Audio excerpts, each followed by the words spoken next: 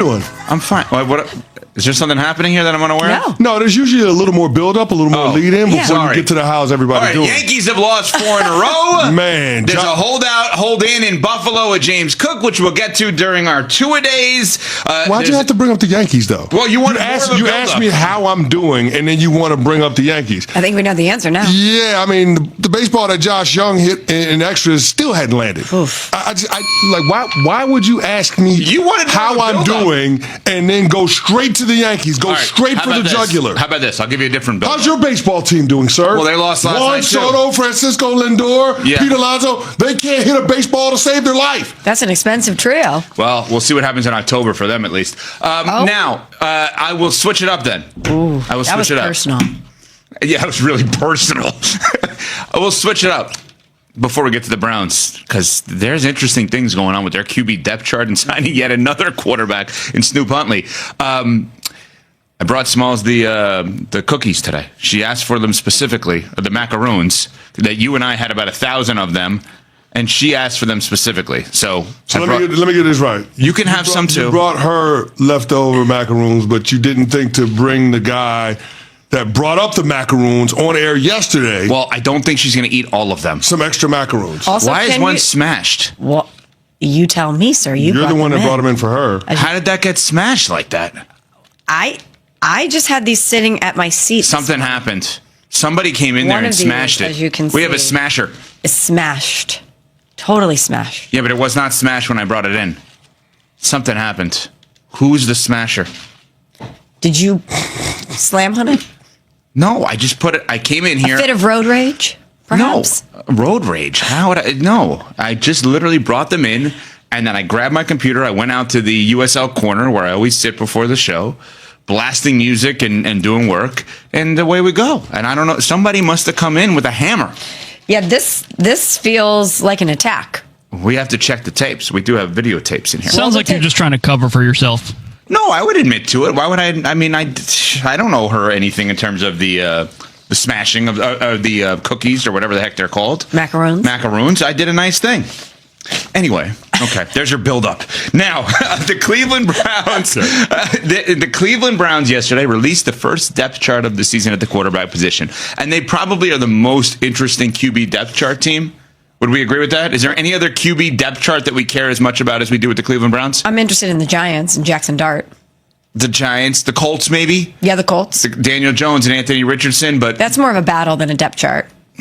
It's more of a default at this point. Like, all right, we got these two by default. In the moment, I'm rooting for both these guys because I think they both have gotten somewhat of a raw deal to some extent. But anyway, Daniel Jones got a raw deal? I think the way the fans treated him, because I think he actually did better than the fans realized. Did you see Daniel Jones' deal with the Giants? He got paid, well, okay, I was about to say. Pretty sweet deal, if you ask me. They paid Daniel Jones contractually, over yes. Saquon Barkley. Yes. How'd that work out? Not great. I actually still think that was the right decision.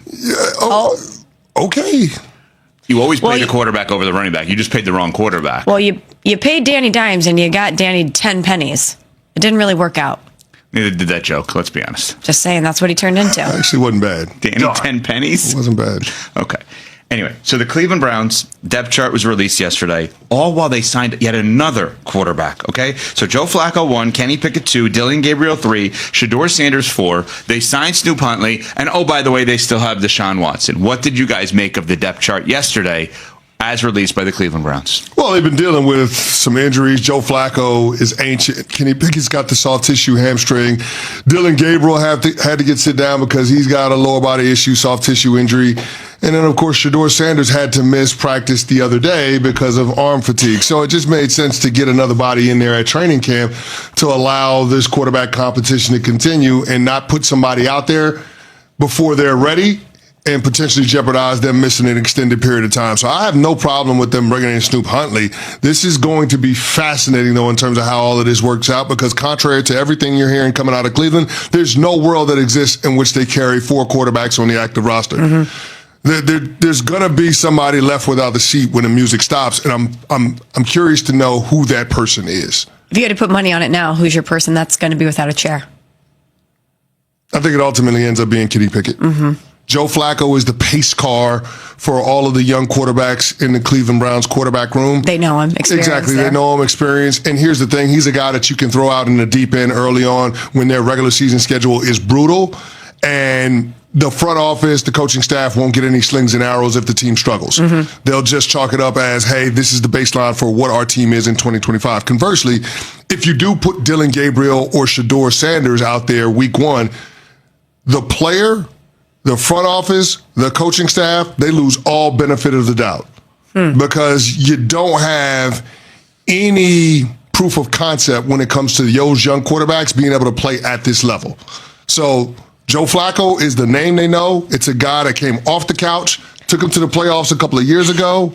There's an affinity for him with the fan base because of them catching that proverbial lightning in a bottle. So I think that it would be Joe Flacco, barring any type of injury, just out of an abundance of caution in terms of being able to control the perception around what's happening with the Cleveland Browns quarterback playing. Yeah, because the other guys, all of them have been hurt, right? I mean, Kenny Pickett is currently hurt. Dylan Gabriel, Shedeur had that shoulder injury. But I took this yesterday, guys, as actually really good news for Shedeur Sanders.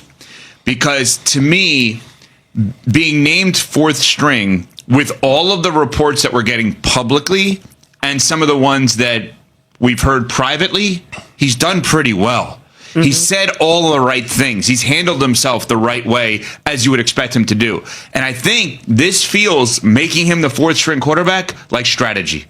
Like, in other words, you're going to be the guy at some point, but you're going to earn it, and we're going to put you through the ringer to earn it because we believe in you. Like, I'm a big believer that you give the hardest time to the person you believe the most in. You probably had it in your career. Like, they're not handing him anything. He's in essence the second string because the other two guys that are ahead of him are hurt anyway. Yeah. So they could have easily listed him as the second string, but it's probably more of a, you're fourth string. You're lucky these two guys are hurt. Keep working. Keep doing the right things. Keep saying the right things. They seem to be putting him through the ringer a little bit, and I think that's the tell that they like him and that they want to give this man a shot. And it doesn't have to be week one because you said Joe Flacco's a pace car. He's been there. Let Shedeur see what an NFL game looks like from the sideline, not from a luxury suite. Ease him in. Yeah. I don't know. I took this, and maybe I'm reading this completely the wrong way. You would know a lot better than I would, CC, in terms of how this works. I took this yesterday as, they believe in this young man. They're not, because if they didn't, they could just put him at second string and kind of rush him through. I kind of like this for Shedeur. Am I wrong to think this way? No, I agree with everything that you're saying. And after what you heard yesterday from Shedeur about why he didn't want his dad to show up to training camp, how could you not love him? Let's listen to that right now. So he talked to yesterday about Dion not being in training camp. I don't want him coming to see me right now because I want to get to where I want to go then for him to see me. I don't want him to come and see me, get a couple reps and, he's cheering like a good dad. Like, nah, you can't be proud of me right now. I got to get to where I'm going, and I know it's a lot I got to do to get there. So it's kind of like I just want everything that I'm doing is just like focus on this time, and I don't want no distractions because we know out of media, we know how everybody would take it and take away from the team just from him being my own dad showing up. So, it's a gift and a curse at the same time. I mean, A+. A PR company couldn't script that better than what he just did. A+. Plus. Like, keep going with the pluses, Smalls. No, he was amazing. He was there. amazing. And it seems very sincere, too, that he wants to achieve something on his own, and he doesn't want his dad to be there and support him until he's gotten to the place where he's proud of. And if you're a coach, how could you not love that?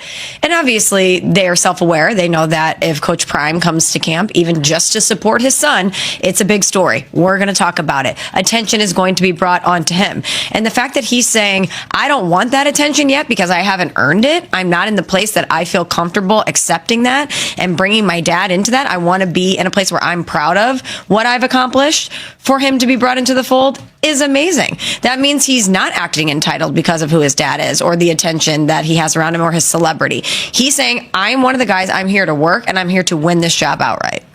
No doubt about it. And the part that becomes interesting is what happens this week and moving forward when we have live action preseason games against other opponents. Because for now, Shedeur Sanders has been kept under wraps. Anything that you see in practice, you chalk up. You don't put too much stock in the stats that everybody is tracking when it comes to all of the quarterbacks' performances in these training camp practices. But guess what? What they do on the field starting on Friday night at Carolina is going to weigh heavily in terms of what happens next and who ultimately ends up being the week one quarterback. Because I agree with you. I think they're burying him on the depth chart to Because they believe in him. Well, to give the presentation of a true meritocracy. So if and when he ends up being the starting quarterback in the regular season, everybody understands that he would have earned it. Yep. Now, that plan, if you're going to insert him midway through the season as opposed to early on in the season, only works if Joe Flacco or one of these other quarterbacks goes out there and operates the offense like a competent NFL quarterback. But if those other guys ahead of him on the depth chart struggle and Shedeur comes in and makes some splashy plays, which I anticipate if he's going to be playing against second and third string preseason guys on other teams, then all of a sudden the players in the locker room are going to look at Kevin Stefanski and Andrew Berry and ask them, hey man, what the hell are we doing? They're like, those players above all else want to win. They could give a damn about the 2 first-round draft picks that the Browns have in 2026. They don't care about Joe Flacco's feelings. Hell, they don't care about Jimmy Haslam's feelings. They want to win because they understand winning in this league is job security.